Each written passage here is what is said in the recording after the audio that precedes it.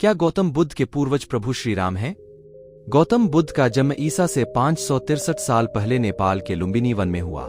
उनकी माता कपिलवस्तु की महारानी महामाया देवी जब अपने नहर देवदह जा रही थीं तो उन्होंने रास्ते में लुम्बिनी वन में बुद्ध को जन्म दिया। कपिलवस्तु और देवदह के बीच नौतनवा स्टेशन से 8 मील दूर पश्चिम में रुक्मिंदेई नामक स्थान के पास उस काल में लुम्बिनी वन हुआ करता था। उनका जन्म नाम सिद्धार्थ रखा गया। सिद्धार्थ के पिता शुद्धोदन कपिलवस्तु के राजा थे और उनका सम्मान नेपाल ही नहीं समूचे भारत में था। सिद्धार्थ की मौसी गौतमी ने उनका लालन पालन किया क्योंकि सिद्धार्थ के जन्म के 7 दिन बाद ही उनकी मां का देहांत हो गया था। गौतम बुद्ध का मूल नाम सिद्धार्थ है। गौतम उनका गोत्र था। शाक्य वंश में जन्मे सिद्धार्थ का 16 वर्ष की उम्र में दंडपाणी शाक्य की कन्या यशोधरा के साथ विवाह हुआ। यशोधरा से उनको एक पुत्र मिला जिसका नाम राहुल रखा गया। बाद में यशोधरा और राहुल दोनों बुद्ध के भिक्षु हो गए थे। सिद्धार्थ के पिता का नाम शुद्धोदन और शुद्धोदन के पिता का नाम शाक्य था। प्राचीन भारत में शाक्य नाम का एक जनपद था जिसमें कई छोटे बड़े राजाओं का राज्य था। कहते हैं कि शाक्यों की जनसंख्या उस काल में 10 लाख के लगभग थी। उनकी राजधानी कपिलवस्तु थी।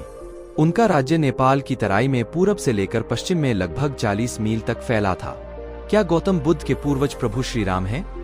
कुछ लोग कहते हैं कि श्रीमद् भागवत महापुराण और विष्णु पुराण में हमें शाक्यों की वंशावली के बारे में उल्लेख पढ़ने को मिलता है। कहते हैं कि राम के 2 पुत्रों लव और कुश में से कुश का वंश ही आगे चल पाया। कुश के वंश में ही आगे चलकर शल्य हुए जो कि कुश की 50वीं पीढ़ी में महाभारत काल में उपस्थित थे। इन्हीं शल्य की लगभग 25वीं पीढ़ी में ही गौतम बुद्ध हुए थे। इसका क्रम इस प्रकार बताया गया है।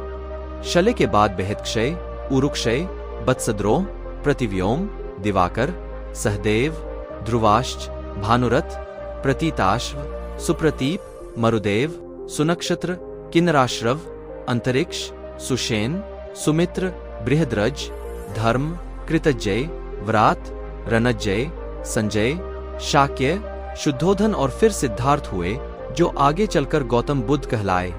इन्हीं सिद्धार्थ के पुत्र राहुल थे। राहुल को कहीं कहीं लांगल लिखा गया है। राहुल के बाद प्रसेनजित, क्षुद्रक, कुलक, सुरथ, सुमित्र हुए।